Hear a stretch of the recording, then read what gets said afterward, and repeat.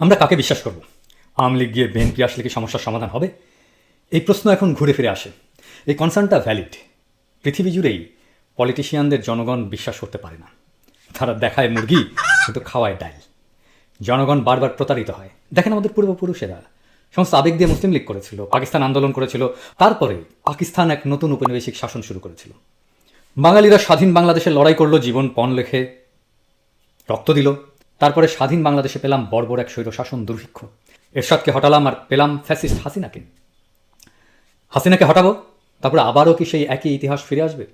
না, সেটাকে আসতে দেওয়া যাবে না। তাহলে কিভাবে আমরা স্বপ্নভঙ্গের সেই দুষ্টু চক্র ভাঙতে পারব? খেয়াল করলে দেখবেন হাসিনার এই দুঃশাসনের বীজ লুকিয়ে আছে আমাদের সোকল্ড প্রগতিশীল সংবিধানে। এই সংবিধানই সকল দুঃশাসনের প্রাথমিক উৎস। আমি খুব বিস্তারিত আলাপে যাব না আজকে, এই আলাপটা কয়েকদিন ধরে করতে হবে। তবে আজকে আমি একটা মাত্র পয়েন্ট তুলে ধরছি, একটু মন দিয়ে শুনবেন। সংবিধানে বলা হচ্ছে প্রজাতন্ত্রের সকল ক্ষমতার মালিক জনগণ। কিন্তু আসলে কি রাষ্ট্রের মালিক জনগণ? আপনি সংবিধান পড়লে দেখবেন এই বাক্যটির পরে সেমিকোলন দিয়ে বলা হয়েছে এই ক্ষমতা কেবল সংবিধানের অধীনে এবং কর্তৃত্বে কার্যকর হইবে। তার মানে কি? সংবিধান জনগণের, তাহলে এই ক্ষমতা কাদের, কিভাবে প্রয়োগের দায়িত্ব দিয়েছে? অর্থাৎ প্রয়োগের মালিক হচ্ছে প্রধানমন্ত্রী, সরকার প্রধান। আমরা যখন মেডিকেল কলেজে পড়ি তখন কলকাতার বাংলাদেশ মিলে একটা বাংলা সিনেমা হয়েছিল অবিচার নামে। সিনেমাটা আসলে কলকাতার বাংলাদেশের কিছু অভিনেতা অভিনেত্রীকে তারা নিয়েছিল। শক্তি সামন্ত একজন খুব নামকরা পরিচালক ছিলেন। তার একটা সিনেমার ফর্ম ছিল খুব ইন্টারেস্টিং। উপকূল অঞ্চলে মাঝিদের নিয়ে, নৌকা, সমুদ্র, মাছ ধরা, এইসব নিয়ে সিনেমা। কাছাকাছি ফরম্যাট তার অনেকগুলো সিনেমায় আছে। যেমন ধরেন উত্তম কুমারের অমানুষ, অমিতাভ বচ্চনকে নিয়ে অনুসন্ধান, হিন্দিতে এটা হয়েছিল বারসাত কি এক রাত। এইসবের বেসিক প্লট একই।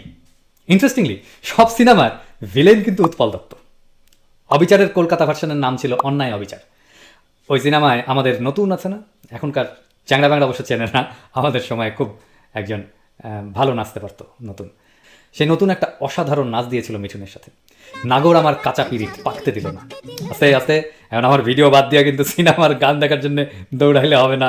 সংবিধান নিয়ে এক জ্ঞানের আলাপ আছে। হ্যাঁ, আগে সিনেমার আলাপটা শেষ করে নিই। নায়ক নায়িকা ছিল মিঠুন চক্রবর্তী আর আমাদের Rozina. Utpal Dutt naturally common villain, উনি ছিলেন ভিলেন। রোজিনার পর্দার নাম হচ্ছে কদম। তো এখন চ্যাংড়া ব্যাংড়া ভাবতেছে যে দাদা তো সিনেমা দেখে একদম ফাটায় ফেলছে আর কি। জি, আমি সিনেমা ভালো দেখি। উৎপল দত্তের খুব খায়, সে রোজিনারে তার বিছানায় নেবে আর কি। তো সে একটা বুদ্ধি করছে, সিরিয়াস বুদ্ধি কিন্তু। তার এক লেসপেন্সার আছে, তো তার লেসপেন্সারের সাথে কদমের বিয়ে দেবে। তো লেসপেন্সার তো মহা খুশি। উৎপল দত্ত সেই হিসাবে সব প্ল্যান করে ফেলছে। তো কদম মানে রোজিনার বাপের অভিনয় করছিল এটিএম শামসুজ্জামান। তো এখন উৎপল দত্ত তার লেসপেন্সারের সাথে কদমের বিয়া ঠিক করে ফেলছে, এটিএম শামসুজ্জামানকে কনভিন্স করে ফেলছে, সব ঠিকঠাক। এখন উৎপল দত্ত তার লেসপেন্সারকে টার্মস অ্যান্ড কন্ডিশন বুঝাইতেছে যে সে যে বিয়ে দিতেছে কদমের সাথে কি টার্মসে। তো তার লেসপেন্সারকে বলতেছে উৎপল দত্ত, আই শোন, কদমকে তুই বিয়ে করবি, আমি শুধু মাঝে মাঝে একটু বুঝেছিস। তো সংবিধানের এই অংশটা পড়লে আমার উৎপল দত্তের সেই ডায়লগটা মনে হয় সবসময়, মানে বাংলাদেশের মালিক তোরাই, আমি শুধু মাঝে মাঝে একটু বুঝেছিস। মানে বাংলাদেশে শেখ পরিবার ভোগ করবে, কিন্তু জনগণের কাছে স্বাধীনতার একটা ইলিউশন ক্রিয়েট করবে, বিভ্রম ক্রিয়েট করবে। সেই উৎপল দত্তের মতো এইখান থেকেই আসে বইয়ের পেছনে শেখ হাসিনার বাংলাদেশ, বা আমার বাবা বাংলাদেশকে স্বাধীন করে দিয়ে গেছে, বা বঙ্গবন্ধু একটা অনিচ্ছুক জাতিকে স্বাধীনতা এনে দিয়েছিলেন, এই টাইপের কথাবার্তা। মানে এই সংবিধান উচ্চকণ্ঠে রাষ্ট্রের সকল ক্ষমতার মালিকানা জনগণের বলে ঘোষণা করলেও তা ভোগ করার সমস্ত ক্ষমতা নিরঙ্কুশ করে দিয়েছে প্রধানমন্ত্রীকে। জনগণকে নির্বাচন কমিশন নির্ধারিত পদ্ধতিতে এবং সময়ে ভোট দেওয়ার একটা অধিকার ছাড়া তার ক্ষমতা প্রয়োগের আর কোনো বিধান এই সংবিধানের কোথাও খুঁজে পাওয়া যাবে না। আবার সেই ভোট দেওয়ার সেই সামান্য অধিকারটুকু আমাদের নাই। সংবিধান অনুযায়ী সকল ক্ষমতার মালিক জনগণ হলেও আখেরে এভাবেই জনগণ শেখ পরিবারের এবং শেখ হাসিনার দাস হয়ে গেছে। এই সংবিধান নাগরিক হিসেবে আমাদের কোনো অধিকার দেয়নি। যেটুকু নামমাত্র অধিকার কাগজে কলমে দিয়েছে সেটাও নানা ধরনের কথার জালে কেড়ে নেওয়া হয়েছে। এটা জনগণের সাথে প্রতারণা। সংবিধান তো জনগণ ক্রিটিক্যালি পাঠ করে না, কিন্তু যারা লিখেছে তারা তো জানে আমি এটা কি জন্য লিখছি। এই প্রতারণা আপনারা কেন করলেন? তাহলে এখন আমরা কি করব? আমাদের এই সংবিধান ছুঁড়ে ফেলে দিতে হবে। আমাদের একটা নতুন সংবিধান লাগবে। ৭২-এ রচিত সংবিধান আজ ২০২২ সালের চ্যালেঞ্জ মোকাবেলা করতে পারবে না, পারছে না। এই সংবিধান আমাদের কোনো অধিকার রক্ষা করতে পারেনি। এই সংবিধান বাংলাদেশ রাষ্ট্রকে রক্ষা করতে পারেনি। ওই সংবিধান রাখলে আবার হাসিনা তৈরি হবে, আর বাংলাদেশের নাগরিকদের সকল অধিকারকে জয় বাংলা করে দেবে। ওই সংবিধান রচিত হতে হবে আজকের তরুণদের স্বপ্ন আর কল্পনা দিয়ে, তাদের পার্টিসিপেশনে। তাদের আগামীর জগতে আমরা থাকবো না, তাই ওইটা আমরা তৈরি করে দিতে পারি না। ওই আমার ক্ষুদ্র ভ্রাতা এবং ভগিনীরা, শুনতে বুক ভেঙে গেলেও তোদের আগামীর জগতে আমরা থাকবো না, কেউ না। ওই জগৎকে তোদের তৈরি করতে হবে।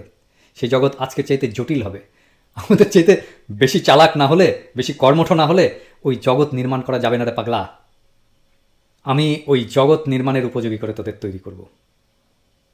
আমি দেখাতে পারবো কিভাবে কাজটা করতে হয়, কিন্তু কাজটা করে দিতে পারবো না। তাহলে আমার ভবিষ্যৎ পরিকল্পনা কি?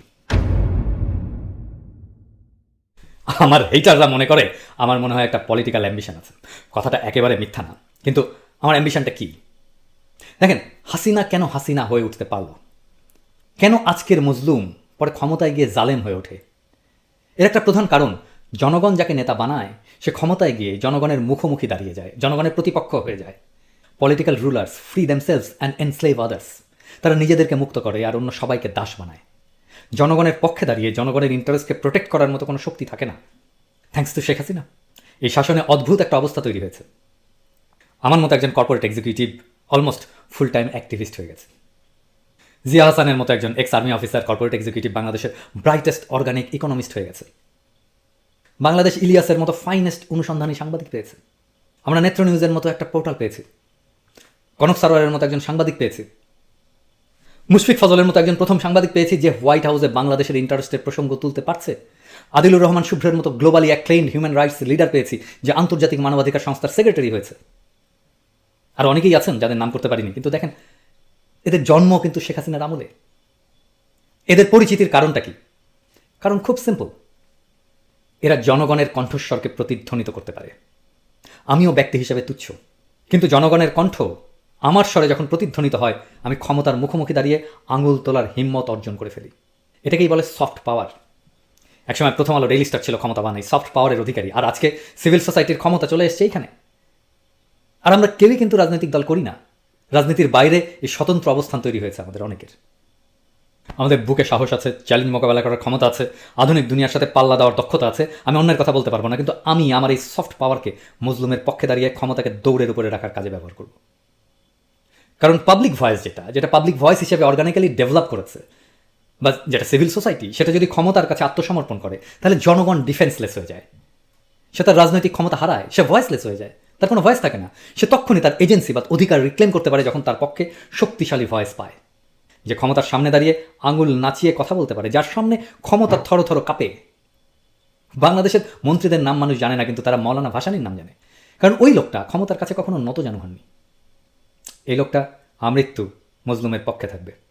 শক্তিশালী সিভিল সোসাইটি দিয়ে ক্ষমতাকে চ্যালেঞ্জ করেই বাংলাদেশে আগামীতে পাওয়ার ব্যালেন্স করতে হবে। ফিদেল ক্যাস্ট্রো চে গুয়েভারার চাইতে বড় মাপের বিপ্লবী ছিলেন, কোনো সন্দেহ নেই। কিন্তু দুনিয়াতে অল্পদিন বেঁচে থেকে লড়াই করতে করতে বলিভিয়ার জঙ্গলে ধৃত হয়ে নিহত চে গুয়েভারাকেই তো বেশি মানুষ মনে রেখেছে, তাই না? কেন? কারণ আমাদের সকলের জীবন তো সাফল্যের না, সকলের জীবনই ট্র্যাজিক নায়কের মতো। তাই ট্র্যাজিক নায়কদের সাথে মানুষ খুব সহজেই কানেক্ট করে ফেলে নিজেকে। চেয়েছিলেন ট্র্যাজিক নায়ক। মানুষের হৃদয়ে পৌঁছানোর রাস্তা একটাই, কষ্টের জীবন, সাহসের জীবন, ত্যাগের জীবন। আপনি আপনার ব্যক্তিগত অর্জন দিয়ে কখনোই মানুষের হৃদয়ের গভীরে পৌঁছাতে পারবেন না। মানুষের ভালোবাসায় সিক্ত হতে হলে ত্যাগ করতে হয়। আপনি যতটুকু ত্যাগ করবেন, ঠিক ততটুকু ভালোবাসাই আপনাকে মানুষ ফেরত দেবে। নির্লোভ হতে হয়। তারপরে জনগণের পক্ষে থেকে লড়াই করতে করতে বিদায় নিতে হয় যুদ্ধের মাঠে থেকেই। ওই জীবন গৌরবের। আমি সেই গৌরবের জীবনের মঞ্জিল চিনে গেছি। সেই পথ থেকে কোনো লোভ আমাকে বিচ্যুত করতে পারবে না। জীবনের প্রতিটি মুহূর্ত, জীবনের শেষ মুহূর্ত পর্যন্ত মজলুমের সাথে থাকার তৌফিক যেন সৃষ্টিকর্তা আমাকে দেন।